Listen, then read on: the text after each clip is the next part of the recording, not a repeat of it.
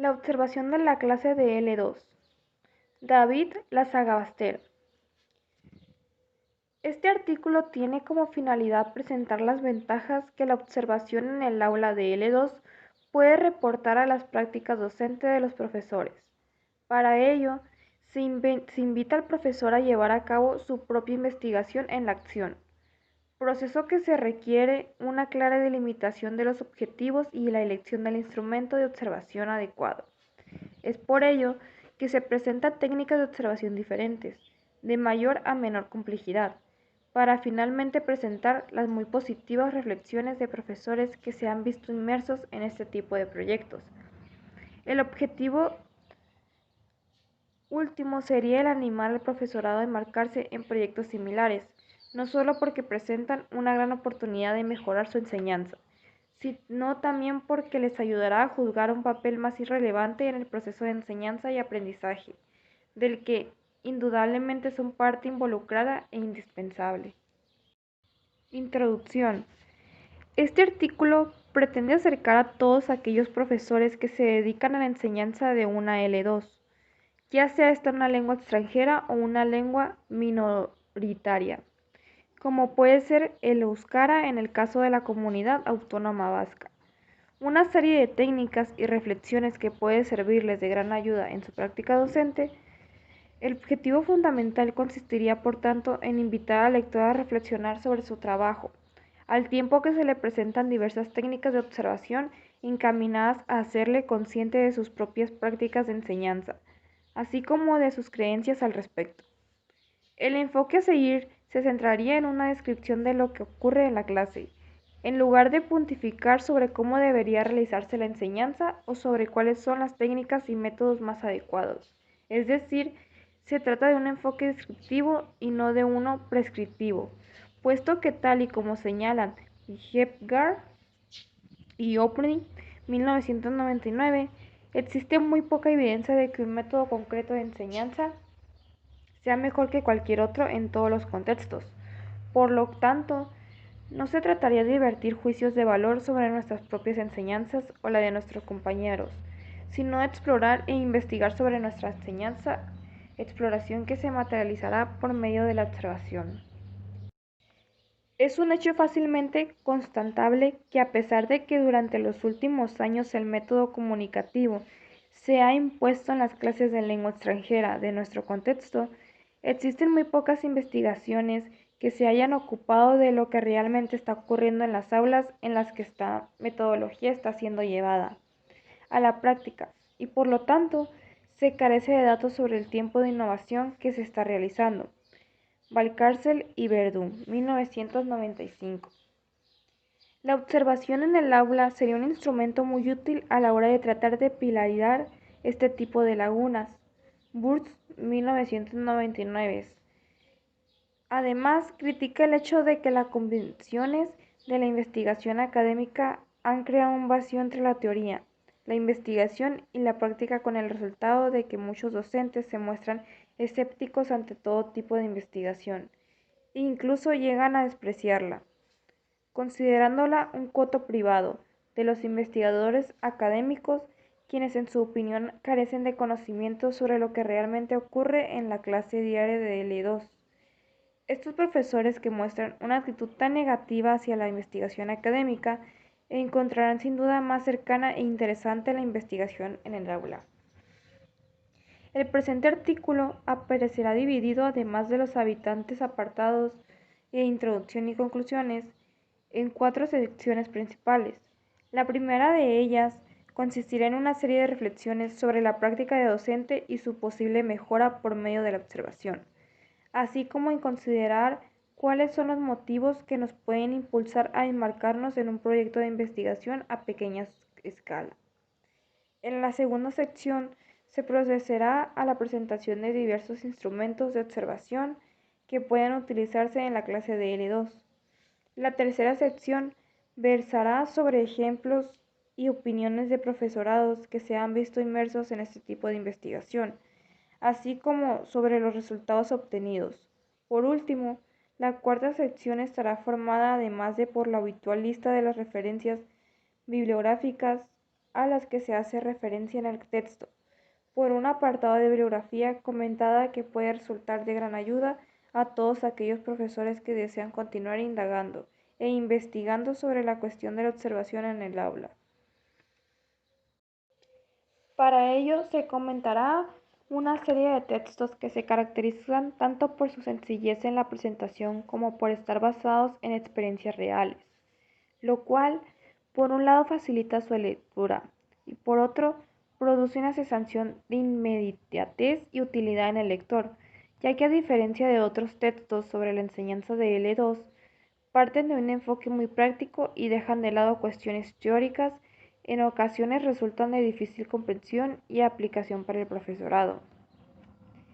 Enseñanza y observación. La observación de la clase de L2 puede tener 4 objetivos fundamentales. Murphy, 1992. 1. Evaluar la enseñanza con objetivo de determinar los puntos débiles del docente, lo que conducirá a una enseñanza más efectiva y de mayor calidad. El método más habitual consiste en que un profesor experimentado observe la práctica docente de un profesor más inexperto o en prácticas. 2.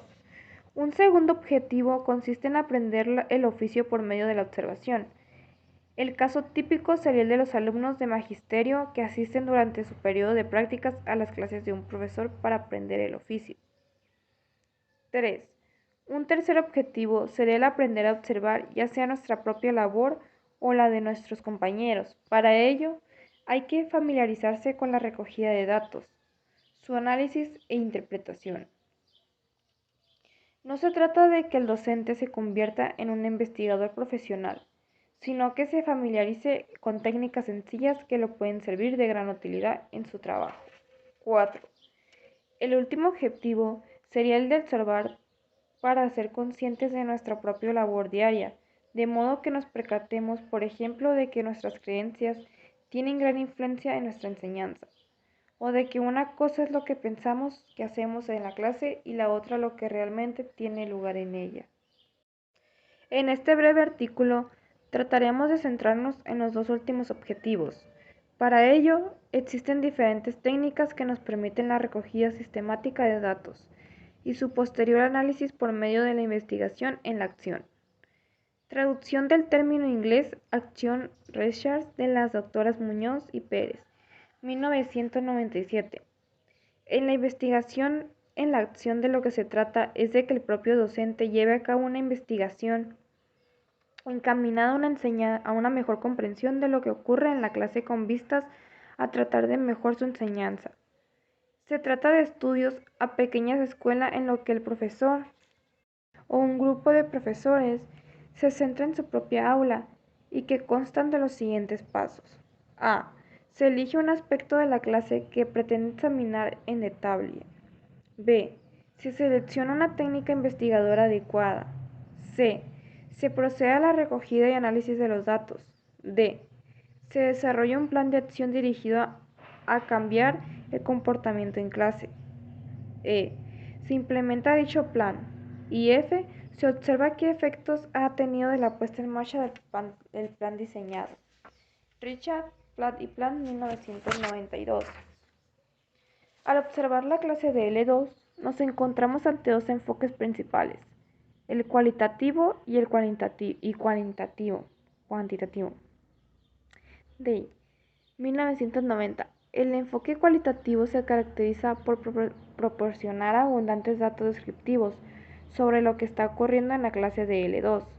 Este enfoque es especialmente práctico cuando lo que se pretende es captar una imagen general, en lugar de centrarse en aspectos determinados.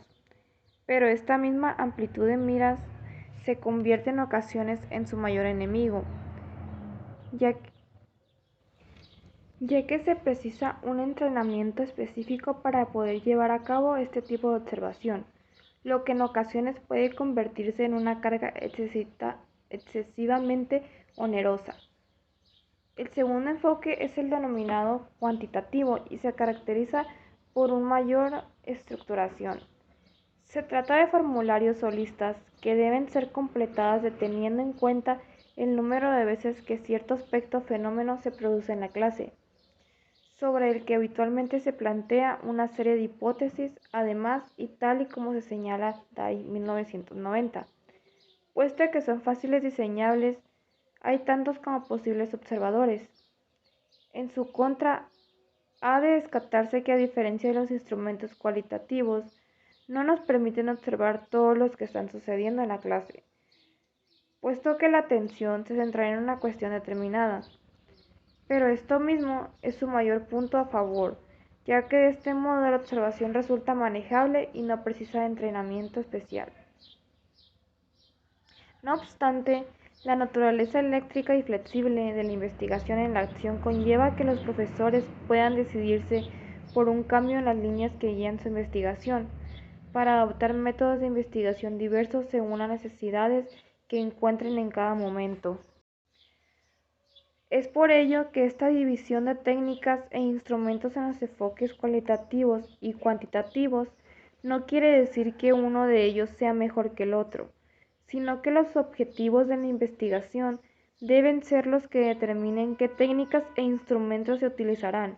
Además, ambos enfoques no sean excluyentes, ya que las combinaciones de ambos es posible, y para DAI 1990 incluso importante.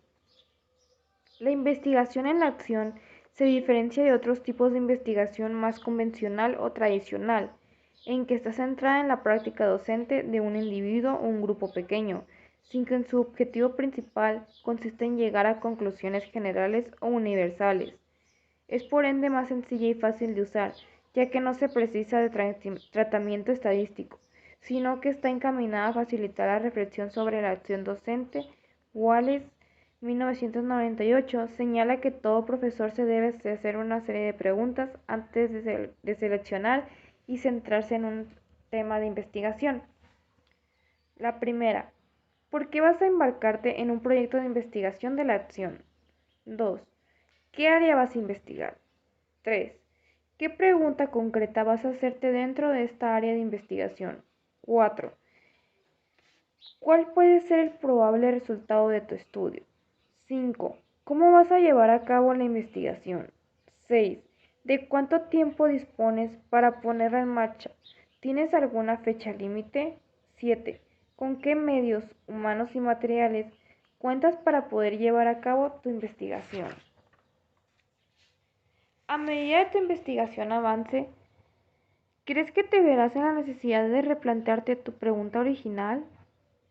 En un principio al profesor se puede ver sobrepasando por un deseo de tratar de observar demasiado de las cosas que ocurren durante la clase de L2.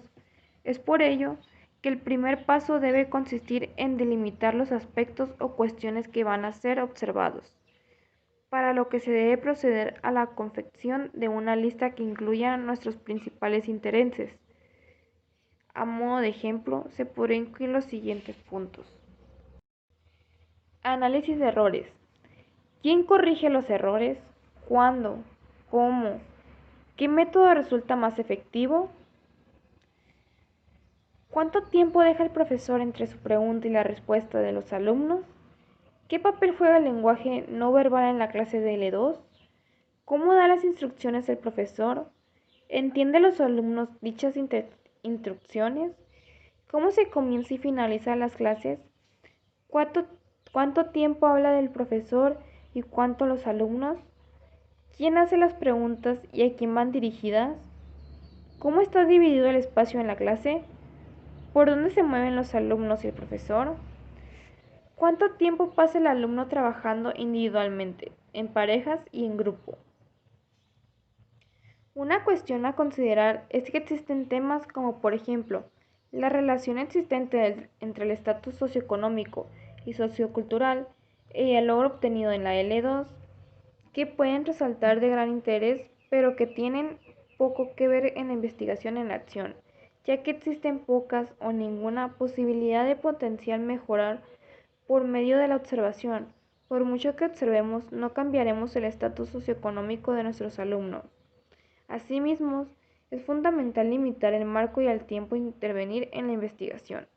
Se debe establecer un marco temporal realista y centrar la atención en una cuestión pequeña, al menos en los inicios. para que la tarea no se supere. Así nos ocuparemos de un estadio a pequeña escala.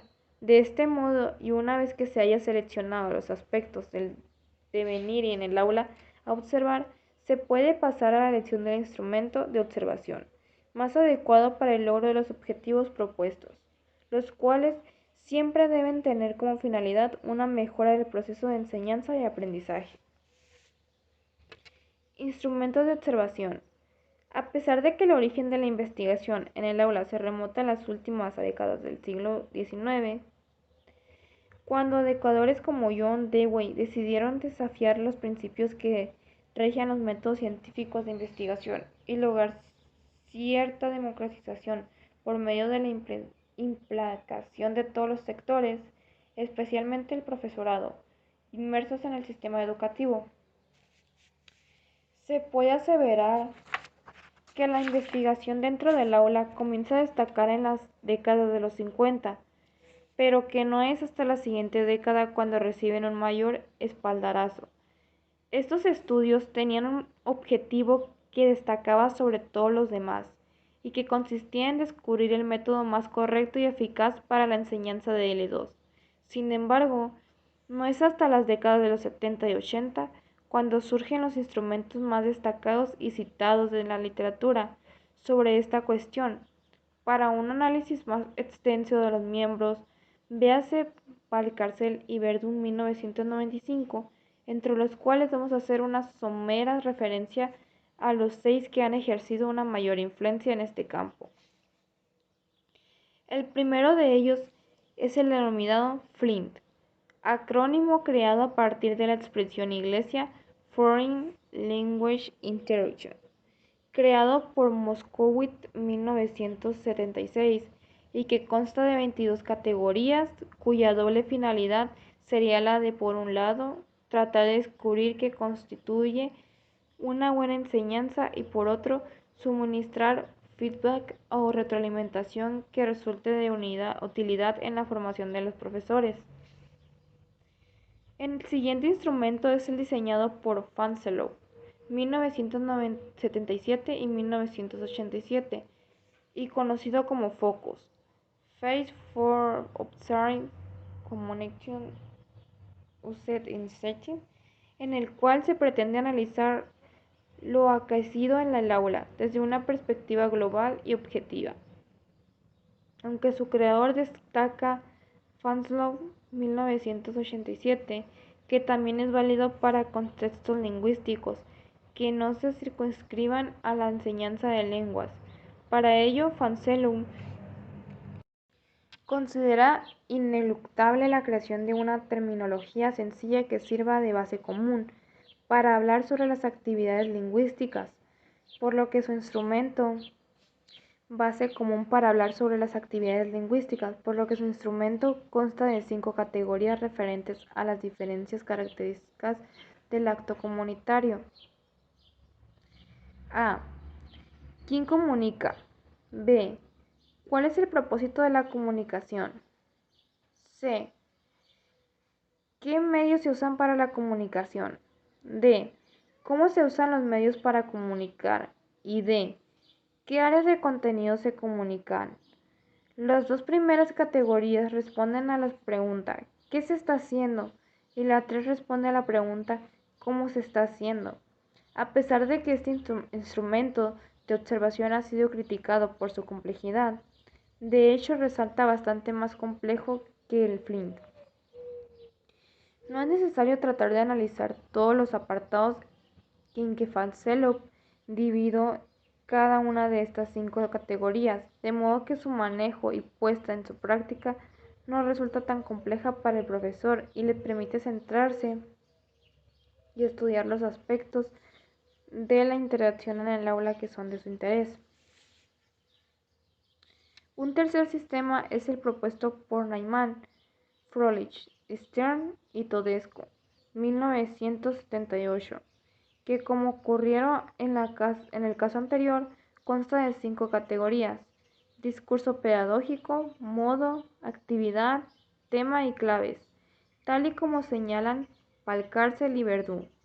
El interés de estos investigadores reside en poder averiguar el tipo de información que puede suministrar el profesor al dar feedback tras los errores cometidos por los alumnos o cuando estos no responden. Para ello, aíslan el contenido de tidos cometidos por los alumnos o cuando estos no responden. Para ellos aíslan el contenido de la instrucción en términos de fonología, sintaxis, léxico y destrezas. Los dos siguientes instrumentos a los que vamos a hacer referencias fueron creados en Canadá en la década de los 80. El primero de ellos es Talos, creado por Ullman y Geva, y el segundo es el Colt, diseñado por Alison, Froelich y Spath. El Talos forma parte de una serie de instrumentos creados para evaluar las clases de francés como lenguaje extranjero, serie que incluye cuestionarios dirigidos a los progenitores, profesorado y personal escolar y análisis de materiales. El más citado en la literatura junto con Focus de Faselov, anteriormente revisado, es el COLT, el cual fue creado con la interacción de analizar la relación existente entre la enseñanza de una L2 por medio de un programa comunicativo y los resultados obtenidos. El último de los instrumentos de observación es el creado por Valcárcel y Verdú, para cuyo diseño las autoras partieron del esquema COLT, seleccionando aquellas categorías que eran más adecuadas a sus objetivos y añadiendo nuevas dimensiones que consideraban necesario para su estudio. El esquema constaba de 11 categorías, tal y como se puede observar en la siguiente tabla. Tabla 1. Categorías del esquema de observación de Valcárcel y Verdú, 1995. Categorías o dimensiones generales. 1. Actividad.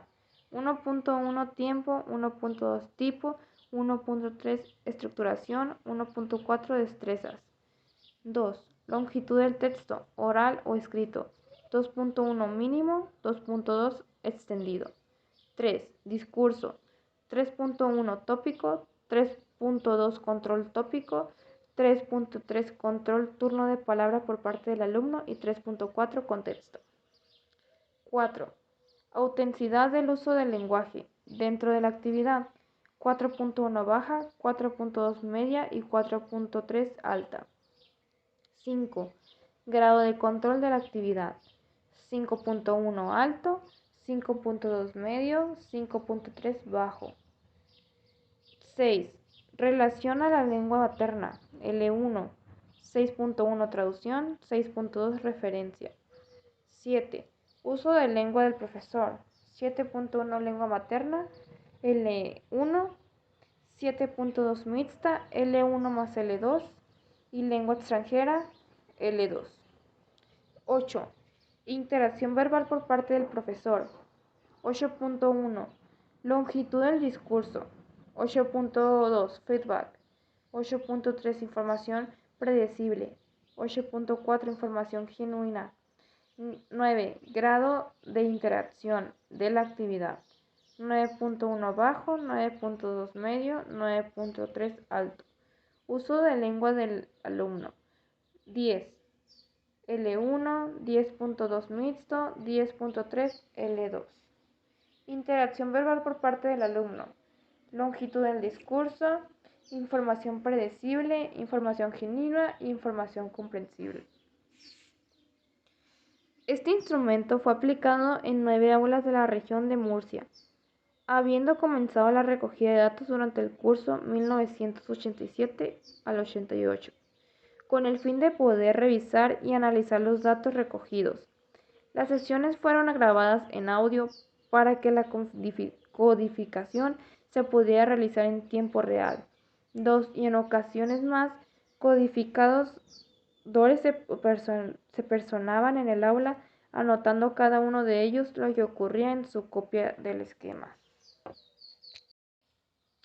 Tal y como señalaba Locke, 1980, los 3 primeros instrumentos de observación aquí reseñados, Flint, Focus y el de Neyman, se centran excesivamente en la figura del profesor, mientras que los tres siguientes, Talos, Cole y el de Valcárcel y Verdú, se ocupan tanto de lo que hace como de lo que dice el alumnado.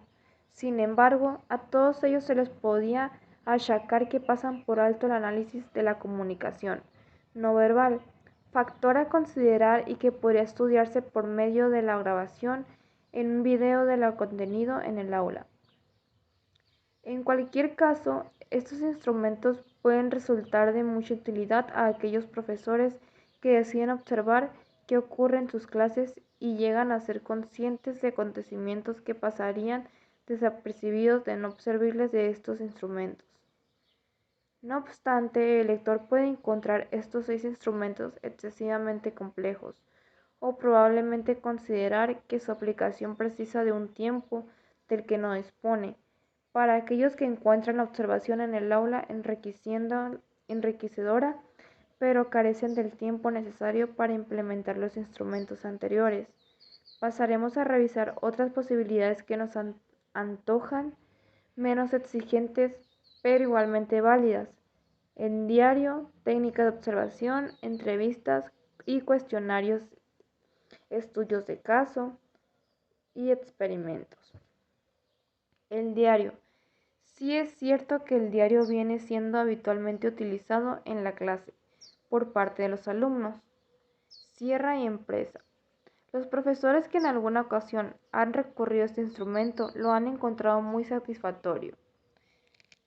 Aunque existen muchas posibilidades diferentes de trabajar en un diario, una de ellas consistiría en escribir cada día al terminar nuestro trabajo las ideas, reflexiones y conclusiones las que hemos podido llegar durante nuestra jornada laboral. El diario nos permite ser totalmente honestos, ya que se trata de un instrumento de uso personal, pero que requiere paciencia y disciplina. El diario se convierte casi en un instrumento medio de reflexión que presenta diversas ventajas.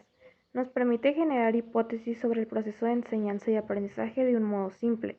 Nos proporciona información de primera mano. No precisa de observadores externos que pueden influenciar el discurrir de la clase. Nos ofrece la posibilidad de recabar información continuamente y sobre todo fomentar la reflexión sobre nuestro trabajo diario. Además, nos ofrece la posibilidad de confrontar nuestras creencias con nuestra práctica docente. Así el diario se convierte en una narración en primera persona, en lo que se incluyen anotaciones que son analizadas para la obtención de sucesos y patrones o puntos de comportamiento por parte del alumno o el profesor. Bailey distingue dos fases, la escritura de las anotaciones y el análisis de dichas anotaciones. Aunque el mero hecho de escribir un diario puede suponer una gran ayuda, no podremos hablar del diario como instrumento de observación, pero sé hasta que se haya realizado el análisis. Aquellos lectores que se muestran interesados en el análisis cualitativo de los diarios pueden consultar los artículos de Bailey y Upshner y Matsumoto. Gerard distinguen entre el diario interpersonal y el diario de diálogo. El primero lo escribe el profesor para sí mismo como medio de introspección, por lo que no existe la necesidad de ser excesivamente cuidadoso en su presentación y redacción. El segundo, sin embargo, difiere del anterior en que su objetivo es lograr ser consciente de lo que sucede en la clase por medio de los comentarios realizados por formadores o colegas. Tras haber tenido acceso a nuestro diario, lo que se logra por medio de preguntas mutas, reacciones o comentarios por medio del diálogo sobre la enseñanza. Por último, podríamos señalar que el diario es un instrumento de observación muy práctico para aquellos profesores que por cuestiones personales, excesiva timidez, nerviosismo ante la presencia de otra persona observando el aula, se muestra reacias a ser observadas o supervisadas por un investigador, profesor en prácticas o colega. Técnicas de observación. Mientras que en el caso anterior nos encontramos ante una técnica mira hacia adentro, ahora nos preocupamos de técnicas que miran hacia afuera, con el objetivo de observar lo que ocurre en el aula. Es importante que se mantenga el espíritu de observación, es decir, no se pretende supervisar o inspeccionar que tenga el espíritu de observación, con una finalidad prescriptiva. No se trata de evaluar al docente, sino de observar qué ocurre en la clase para beneficio de las personas inmersas en el proceso de enseñanza y aprendizaje. Para ello, se puede observar el proceso, al alumnado o al contexto, la distribución de la clase, uso de material de apoyo como el retroproyector, etc.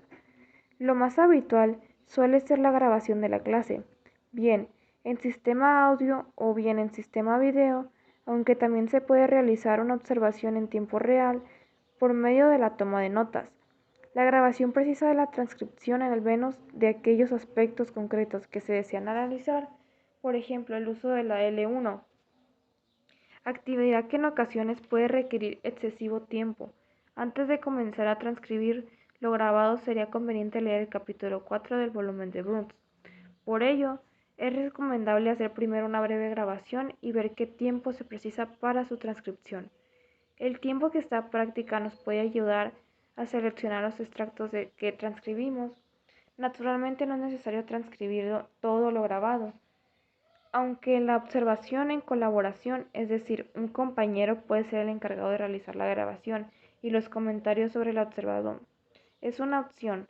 También se nos ofrece la posibilidad de realizar esta labor individualmente y a posteriori, es decir, el estar grabando en soporte audio o video, analizando lo sucedido una vez finalizada la clase. De este modo, simples hojas de distribución de la clase nos permiten comprobar qué alumnos son los más participan. Si, por ejemplo, se da una tendencia a preguntar más a un género concreto, si la distribución especial afecta a la participación, alumnos en un cuadrante determinado de la clase que participan menos o inconscientemente no se ven invitados a hacerlo. ¿Qué proporción de uso de la L1 existe cuando trabajan en equipos? ¿Qué características tiene la L2 que utilizan? Errores fosilizados, grado de complejidad o precisión, etc. Quienes se muestran más activos o pasivos durante la realización de la tarea, etc. Entrevistas y cuestionarios. En este caso, nos encontramos ante dos instrumentos de fácil implementación, puesto que tan solo necesitamos que las personas entrevistadas se muestren dispuestas a participar. La principal diferencia estriba en la interpretación de los resultados, puesto que la entrevista, a no hacer que se trate de una entrevista muy estructurada, nos apostará resultados que precisan un análisis cualitativo, mientras que el cuestionario es de más fácil interpretación, ya que los resultados son de tipo cuantitativo. Por ejemplo, una escala del 1 al 5 con respecto a una pregunta sobre si la atmósfera de la clase es la adecuada para el aprendizaje de la L2, tal y como señala Walsh, 1998, debemos tener en cuenta el factor subjetivo, ya que puede existir motivaciones o cuestiones personales que afectan a las respuestas. Sin embargo, al tratarse de investigación en la acción, normalmente estaremos recabando información de personas que conocemos bien, nuestros alumnos o un colega, lo que nos permite ser más objetivos a la hora de interpretar los resultados. Asimismo, los cuestionarios o entrevistas deben venir precedidos de instrucciones claras, evitando cuestionarios irrelevantes, espinosas o irritantes, y no ser excesivamente prolijos, ya que puede provocar hastios y la falta de interés del entrevistado. El cuestionario debe seguir una serie de requisitos. A. Debe tener claro objetivo. B. Los resultados deben de ser de sencilla interpretación. Por ello hay que dar opciones claras y deben ser fácil de complementar. Y C. Para obtener una mayor fiabilidad debe ser anónimo. Por su parte, la entrevista puede ser o bien estructurada o semiestructurada. En el primer caso, el entrevistador tiene una serie de preguntas que normalmente leerá para que sean respondidas por el entrevistado. En el segundo, normalmente leerá para que sean respondidas. En el segundo caso, aunque el entrevistado tiene una clara idea en mente sobre lo que quiere investigar, permite que la entrevista discurra con naturalidad sin seguir un guión fijo. Es importante establecer un límite de tiempo para que la entrevista no se prolongue en exceso y se mantenga dentro de unos parámetros controlables. El método más habitual y más provechoso de recoger la información es por medio de la grabación en audio o video, aunque en ocasiones los entrevistadores también se valen de las notas tomadas durante la entrevista. En resumen, podemos concluir que el cuestionario se utiliza cuando deseamos contar con una muestra amplia de datos más generales, mientras que la entrevista es más adecuada cuando la muestra es más reducida. Un sujeto, un grupo reducido, y deseamos obtener información más detallada. Estudios de caso. Consisten en la investigación sistemática de un profesor, un alumno, un grupo de alumnos o una clase, por lo que las posibles conclusiones no son generalizables. Se trata de un estudio en el que el profesor está interesado en su clase, sus alumnos o su enseñanza. Al tratarse de una elección del profesor, su estudio se presenta más llevadero ya que no precisa la colaboración de un colega, aunque también puede resultarse de gran utilidad en el caso de que varios profesores decidan, por ejemplo, realizar un seguimiento de alumnos excesivamente tímidos en su clase y tratar de llegar a conclusiones en común sobre cómo se puede fomentar su participación en las actividades o ayudarles en el desarrollo de la destreza de producción oral, hacia la que habitualmente se muestra reluctantes. O si un profesor decide analizar las causas que han producido el fracaso de un alumno, en particular en los exámenes de final de trimestre.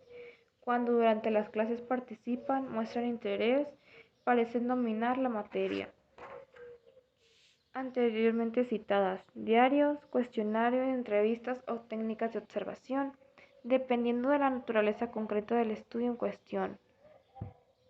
La cuestión más importante es que se debe tener muy en cuenta las características concretas del estudio de casos si pretendemos dar cuenta de él o otras formas en una foto académica en el caso de un estudiante en particular.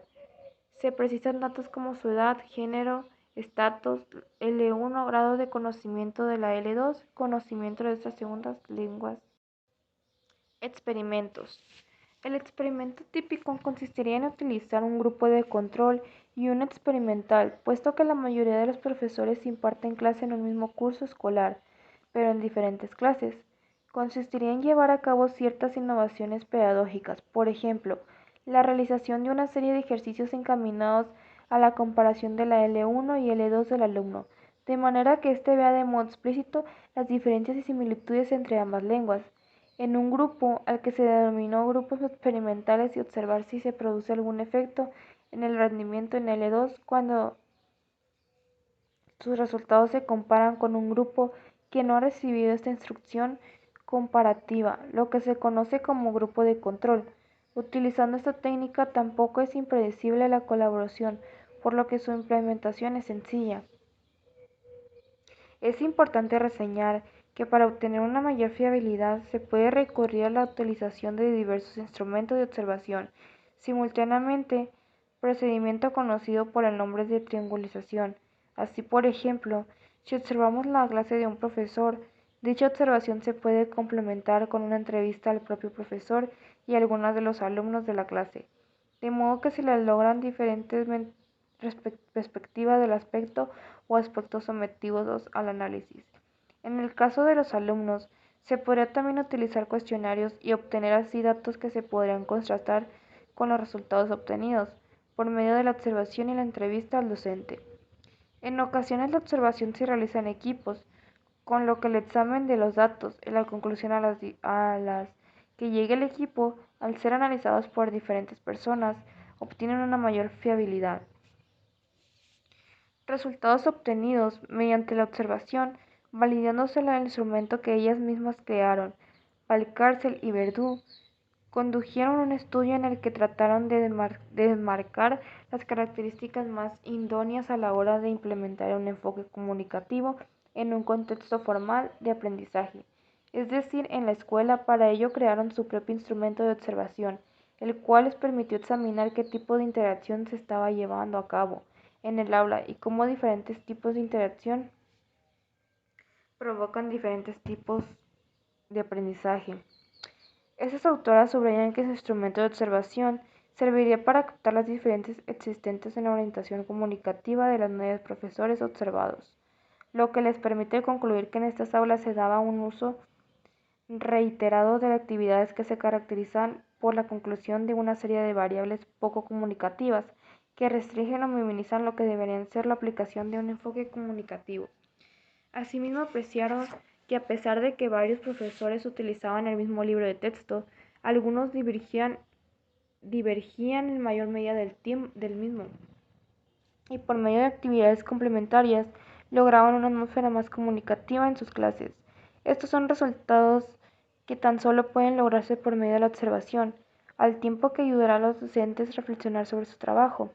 El diario de resultados es una técnica muy fructífera que no solo permite captar aspectos del proceso de enseñanza y aprendizaje susceptibles de mejora, sino también sacar a la luz los puntos fuertes y talentos que eran desconocidos para el profesor de su propia labor docente.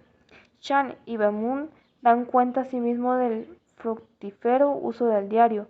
En él, una de las cuestiones en que todos los profesores inmersos en el estudio coincidían era la poca conexión existente entre la teoría y la práctica de la L2, al mismo tiempo que destacaban que la investigación en la acción había despertado en ellos un deseo de continuar investigando. En palabras de uno de los profesores: en la reunión local yo dije que la investigación en el aula me obligó a reconsiderar mi trabajo, lo que considero que fue beneficioso para mi enseñanza. La investigación me hace pensar. Mientras escribo mis reflexiones, mis ideas se aclaraban. Es importante pensar sobre mi trabajo y sobre lo que trato de lograr. Chan y Balmont, 2000. Todos los profesores destacaban igualmente la importancia de la colaboración con un investigador, que colaborarse y no dictarse lo que había de hacerse, así como los intercambios de opiniones entre profesores inmersos en dicho estudio. El diario también ha llegado a ser utilizado por profesores que se encontraban aprendiendo una lengua extranjera, chino mandarín, con el objetivo de llevarse a cabo sus reflexiones desde el punto de vista del aprendiz de una L2. Los profesores reflexionaron sobre el papel de las alabanzas, la gramática, la repetición, la revisión y la enseñanza comunicativa, al tiempo que coincidían en destacar que el uso del diario les había resultado de gran utilidad como instrumento de reflexión sobre su trabajo. Otras publicaciones interesantes por parte de aquellos que se han servido de este instrumento son las Holte y Brinton y McDonough, Jarvis, Richard y Ho, así como el interesante y clasificado capítulo de Gebhardt. Por su parte, las entrevistas nos permiten obtener información sobre cuestiones que no pueden ser analizadas por medio de por otras técnicas. Así, por ejemplo, Pearson describe cómo por medio de entrevistas puede obtener conocimiento de las estrategias de aprendizaje utilizadas por estudiantes de inglés como L2 y percatarse de las complejidades relacionadas existentes entre factores personales y diferentes aproximadamente a la L2. La autora concluye que no hay solo que enseñar lengua, sino también enseñar a aprender. Estas son necesidades que nuestros alumnos pueden tener, pero que en ocasiones no quedan patentes hasta que son utilizadas en alguna técnica de observación que nos permite descubrirlas. Por medio de estudios de caso, se ha llegado a observar razones que conducían a que no hubiera entendimiento entre lo que el profesor decía realizar y lo que los alumnos entendían. Incluso cuando se utilizaban instrucciones muy sencillas, o el caso de un docente, tras asistir como alumno a clases de griego como lengua extranjera, reflexionó sobre su trabajo y llegó a concluir que había aprendido más que atendiendo a conferencias y congresos. Particularmente en relación al valor de la práctica de la escritura creativa en griego, que a continuación puso en práctica a sus clases de inglés. Schiller presenta un ejemplo práctico de investigaciones en acción en el que se sigue el siguiente esquema. 1. Planteamiento de un problema. 2. Búsqueda de información. 3. Diseño del plan de acción. 4. Puesta en práctica del plan. 5. Observación de la acción. Y 6. Reflexión sobre los resultados obtenidos. Esta profesora da cuenta de cómo para mejorar la interacción con sus alumnos decidió en primer lugar asistir como observadora a la clase de dos colegas con más experiencia que accedieron a contar con su presencia, y en segundo lugar procedió a grabar sus propias clases. De la profesora observó la importancia de utilizar los nombres propios de los alumnos y del lenguaje no verbal. Asimismo, ambos profesores recurrían constantemente a la pizarra para resolver las dudas relacionadas con el vocabulario. A continuación grabó una de sus clases y tras analizar el video decidió tomar en cuenta tres cuestiones: hablar ella menos y dar más opciones a sus alumnos, utilizar más referencias visuales tales como la pizarra, gestos y papeles de colores, y llamar a los estudiantes por su nombre de pila. Para continuar con su plan, Styler volvió a grabar varias de sus clases durante un periodo de 10 semanas, para después examinar las cintas, presentar especial atención a los tres aspectos anteriormente señalados. Seidler destaca que este pequeño proyecto de investigación le hizo plantearse el porqué de sus alumnos en un principio no respondieran a sus preguntas, para concluir que sus propias experiencias de aprendizaje habían seguido un modelo de clase centrada en el profesor, modelo que inconscientemente ella utilizaba después de observar a sus colegas y grabar algunas de sus clases. Esta docente reflexionó sobre su metodología y logró mejores resultados de su clase. Esta docente reflexionó sobre su metodología y logró mejorar resultados con una serie de pequeños cambios. Tyler destaca igualmente que para llevar a cabo este tipo de estudios no se precisa ser un investigador experimentado, sino que solo se requiere curiosidad e interés en mejorar el tiempo que anima a los lectores a embarcarse en este tipo de estudios que ella continúa realizando a pequeña escala en sus clases. A excepción del primero, Valcarcel y Verdún. De los estudios revisados en una cuarta selección, el resto de los proyectos de investigación en la acción son ejemplos de fácil implementación que no requieren una preparación especial ni una cantidad de tiempo más allá de lo razonable. Estos ejemplos muestran fehacientemente que este tipo de investigación es factible y sobre todo produce resultados tangibles al tiempo que ayudan a mejorar la labor docente. Conclusiones. El principal objetivo de este artículo consiste en demostrar que todos aquellos que se encuentran inmersos directamente en el proceso educativo, especialmente los profesores, pueden contribuir por medio de su propia investigación a una mejor comprensión del proceso de enseñanza y aprendizaje de la L2. Y no solo eso, sino que se postula que los profesores deben jugar un papel preponderantemente en relación a las líneas de investigación a seguir en su puesta en marcha. Véanse, por ejemplo, las diversas opciones propuestas en los volúmenes de Nunn, 1989, y Edges y Richards, 1993. En este sentido, la Agencia de Formación del Profesorado británica destaca en su página web que aquellos profesores que se sirvan de la investigación para mejorar su docencia deberían considerarse en la misma escala que los investigadores académicos que tratan de mejorar la enseñanza de la L2 por medio de sus estudios. De hecho, la noción del profesor como investigación ha recibido mucha atención en el campo de la enseñanza de segunda lenguas, hasta el punto de que durante las últimas décadas se ha producido una proliferación de publicaciones basadas en las reflexiones y en la investigación iniciada por el profesor de las aulas. En un estudio realizado para detectar cuáles eran los principales obstáculos con que se encontraban aquellos interesados en la investigación en acción por medio de la observación, McCracken se encontró con las limitaciones más habituales eran la falta de tiempo, la escasez de recursos, las propias características organizativas de los centros y la carencia de experiencia investigadora. Sin embargo, es muy importante destacar que esta no es una tarea imposible, ya que existen multitud de ejemplos de profesionales de la enseñanza que sin ningún apoyo económico en circunstancias laborales difíciles han conseguido llevar a cabo su investigación realizada en estrecha colaboración con formadores o profesores universitarios.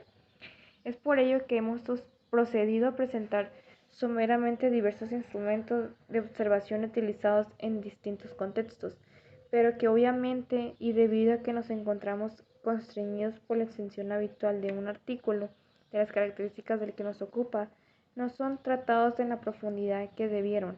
La finalidad es así de dar a conocer estos instrumentos y ofrecer un apoyo bibliográfico a todos aquellos interesados en esta cuestión para que cuenten con un punto de partida.